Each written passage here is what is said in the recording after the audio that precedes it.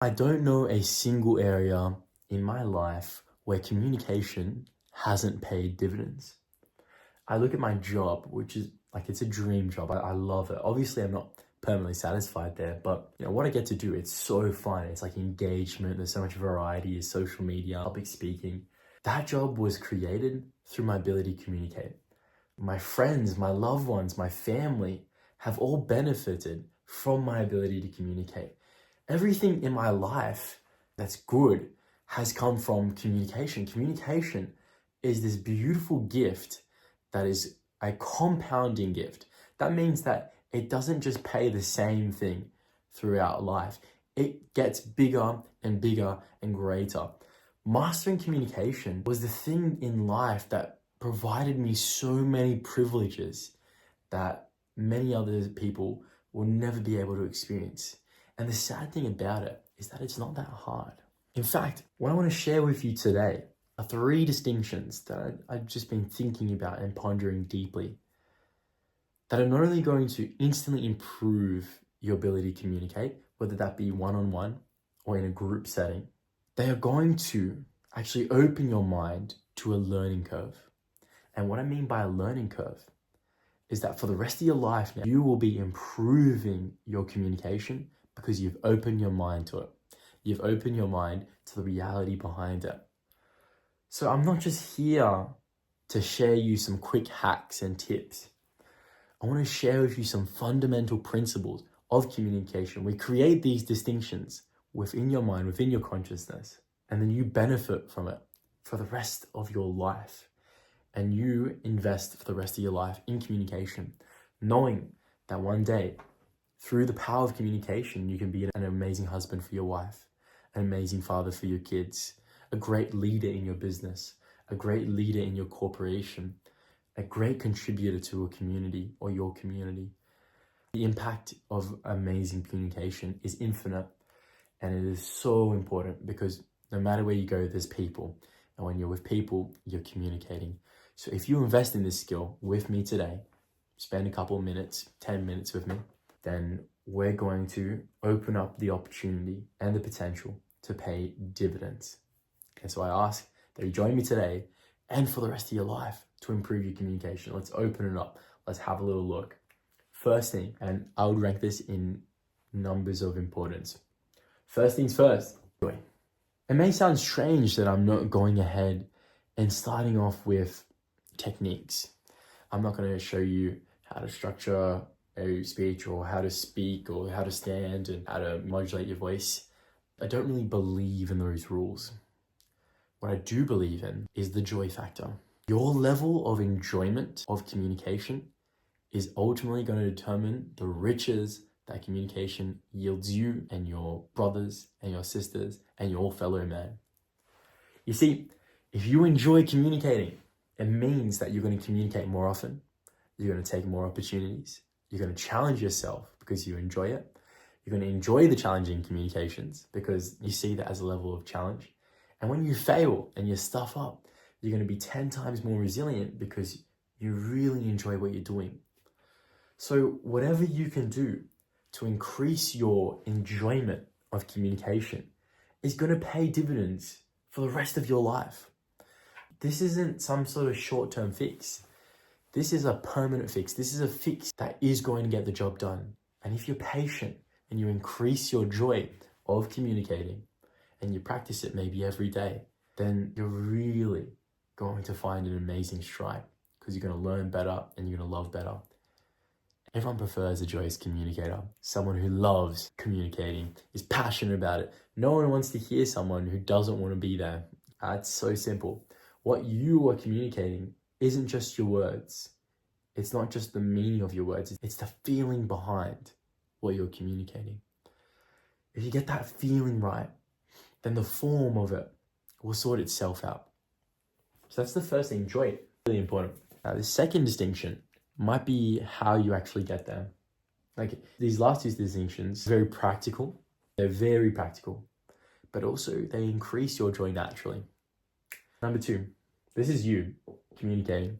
Now, a lot of personal development teachers, I love trashing on personal development teacher, even though I basically am one. I'm going to teach you to focus on your own anxieties, focus on your problems, and try to clear them. Try to be fearless, right? And it's a half truth.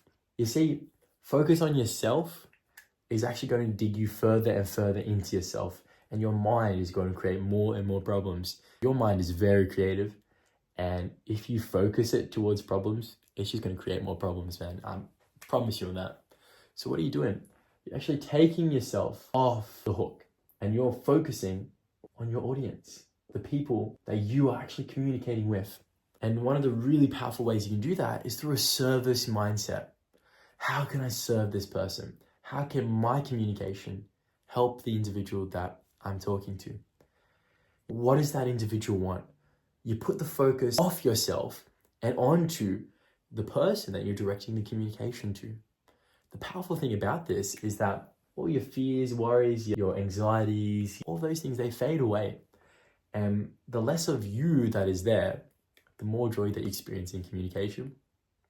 And the less of you that is there, the more capacity that you actually have to speak with the audience and understand exactly what's going on. And by opening this up and focusing on the audience and getting your focus off yourself, it frees up your natural intelligence. So when I'm afraid and anxious and focused on myself and trying to be perfect, everyone can pick up on it. It's so plainly obvious. But when I'm feeling joyful and I've got my focus on the audience and serving the audience, I'm a leader to this audience. I'm speaking a word to this audience and they're paying attention. And don't get it wrong, don't get it like muddled up. When you have a captive audience, they are paying attention. So do not disrespect them by focusing on yourself and worrying about yourself. You want to focus on the audience. It's the polite thing to do. And not only that, it makes you much more effective because you're more attuned with what's really going to serve them. And if you're really attuned to your audience, then you're going to deliver speeches and things that are super relevant to them. And that's going to make them want to listen and really dial in. It's very important. Third and final distinction, actually, that we're going to create today. I don't teach lessons, I create distinctions. I don't know. It's not really actually something I've ever said.